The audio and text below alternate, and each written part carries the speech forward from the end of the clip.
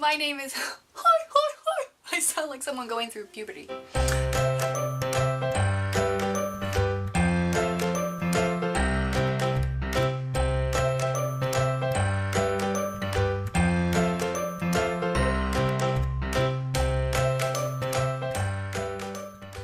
Hi everybody, my name is Amber. Welcome to my channel. Today's video I am super excited about. I have been waiting for literally months to make this video. I'm going to be showing you clips that I filmed back in December, and I was planning it even before then, so I feel a little pressured to make sure I say everything that I wanted to say in this video. I apologize if you hear background noises during this. I'm not in a perfectly silent location, but that's okay. It's real life, right? So, I recently made a video called What Exactly is a Missionary? I'll link it down below if you haven't watched it, but I was explaining different types of missionaries and I was trying to be very factual. Today I want to be a little bit more personal and tell you another step in my journey to becoming a missionary. I'm going to tell you the story of how I got approved by my mission board, and I need to explain first what a mission board is and what they do. So, a mission board is something that has developed in order to help missionaries do their work better. It's not something like the Bible commands you have to do or that you have to use. I just chose to use them because I think it's a really good idea. Picture if you're a missionary on deputation, which is what I am. I explained in my previous video what that means. I'm going to churches and I'm asking them to partner with me. Well, in many cases I'm a stranger. Why are they going to trust me? They're like, well, if we help you get to the mission field, we're praying for you, we're financially supporting you, are you going to run off with our money? We don't know you. A mission board kind of adds a stamp of approval. It's a well-known organization and they're saying, we've examined this person and we found them trustworthy, you can work with them with confidence. So, I wanted to work with a mission board. I had a particular mission board in mind, but you have to be approved by them and kind of interviewed by them. And this is the story of that interview. Yeah.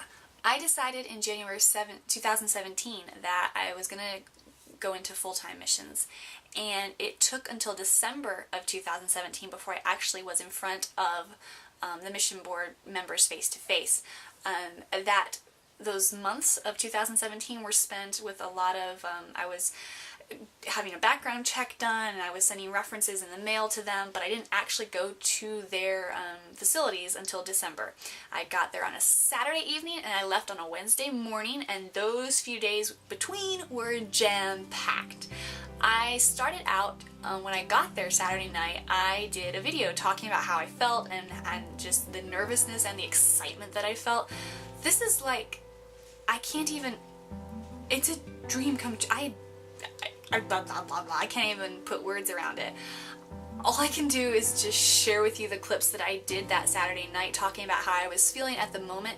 I was trying to be very quiet because I was in, like, not a hotel room but dormitories that the mission board owns, and I didn't want to disturb the people next to me, so I was speaking quietly. If I think that it's not loud enough, I'll add captions when I'm putting this video together so you can understand what I'm saying, because I am talking pretty quietly. But yeah, this is how I was feeling that Saturday night. So, I'm here, and I'm eating broccoli and rice because it's easier to stick in the cooler and doesn't go bad while you're traveling. Also, I'm using a selfie stick for the first time.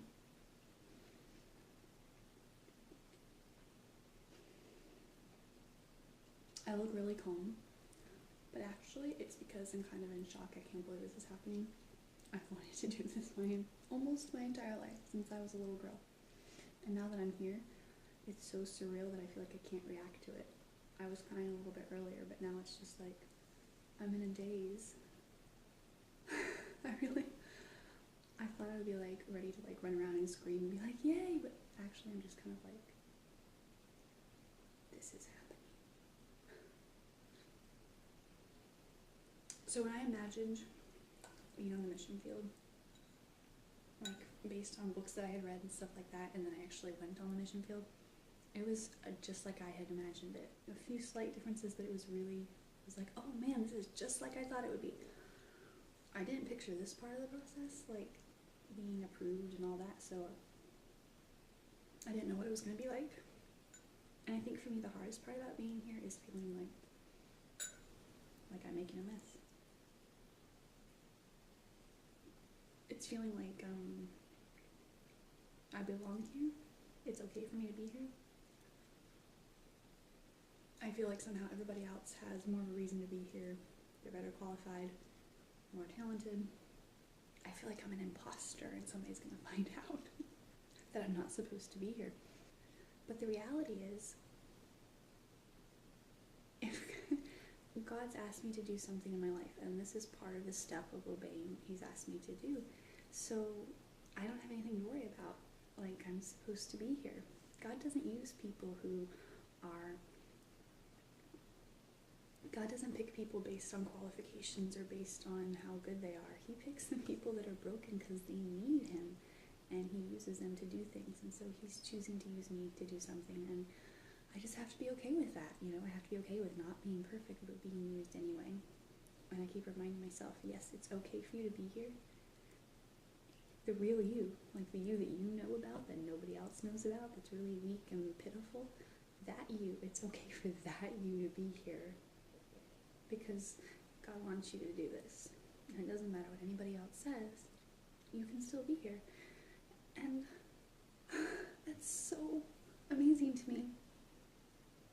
I still haven't grasped that completely, but the little glimmer of it that I've grasped really blows me away.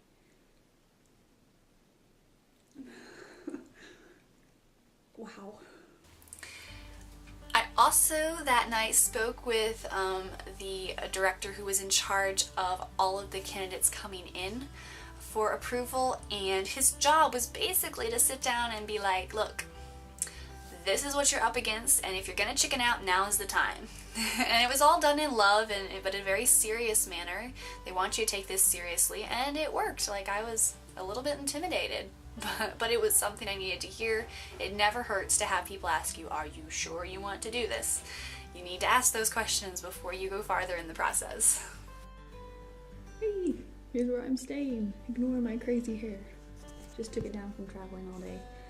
So yeah, this is my little room. Moved in, made myself comfortable already. I love having a sink in the bedroom. I mean, the bathroom's over there, but seriously, this is so cool. Getting ready in the morning. Good night. I can't do this right. I'm like, say goodnight to my stomach, people. Good night. I think there were a dozen of us all together, and Saturday night was just check-in time. We had most of the day on Sunday to ourselves to just go to church and then come back, and the process of being approved the process, what do they call it? The candidate school is what they called it. That didn't start till Sunday night. So the only other video clip that I did was on Sunday morning. I was getting ready to go to church, and I was so excited. Don't worry. I slept great. And this is my breakfast, which is amazing and delicious. And this is my view, which is also amazing and beautiful. And this is me, amazing and beautiful. Not really. But good morning, happy Sunday. I did not remember to pull my camera out the entire rest of the time I was there, so I'll have to just tell you how it went. On Monday was our big day, and we spent the morning doing a doctrines test, which wasn't super complicated. It was pretty basic. They just want to make sure that you know your Bible and you know what you believe. And then in the afternoon on Monday, we spent time talking with the committee, and the committee really is a group of 6 or 7 people who have experience on the mission field, and they talk to you and ask you questions about why do you want to do what you want to do, if this situation comes up, how will you handle it, tell us a little bit about your story, how you became a Christian, tell us why you think you are called to be a missionary. And I loved that time, to be quite honest. I just got to open up my heart and share with them what God has been doing in my life, and they listened and they asked questions, and that was fantastic and phenomenal. I was like, wow, they actually care. These really important people want to hear my story. I loved that. And that went on for, I don't know, I lost track of time. Maybe an hour, hour and a half, something like that. Maybe not even that long. Maybe it just felt long. And then they talk in private amongst themselves and decide what they're going to do, if they're going to recommend you to the committee or not. And if they decide that they're going to recommend you to the committee that evening, they did decide, by the way. That evening, we went before a group of 20 to 30 pastors that did the same thing again in miniature version because there wasn't as much time. But it was very formal. Everybody's dressed in suits. You know, I'm dressed up in my best, and I talk at like this, like, not a pulpit, but like a podium type of a thing where you give your story in a miniature version to these men, and they've already heard from the committee about you, and then they vote on you and decide if they're going to take you on based on what they've heard, whether they think that you're a good match for their organization. And yeah, they voted, and they approved us. Everybody in our group was approved, and then they just gathered around and kind of laid hands on us and prayed for us that God would bless our ministry, and it was a very amazing, special time. Somebody's using the food processor in the kitchen. Yeah. Oh yeah, and then Tuesday was just classes. They were giving us instructions on things like insurance and taxes and all that kind of stuff. So I have to go back again and get some more training, but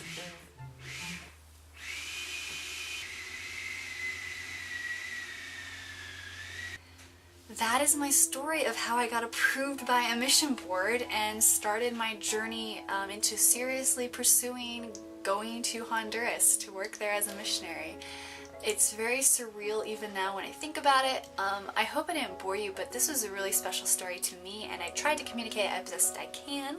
If you'd like to follow along on my journey and just kind of see what happens, I don't know what's going to happen.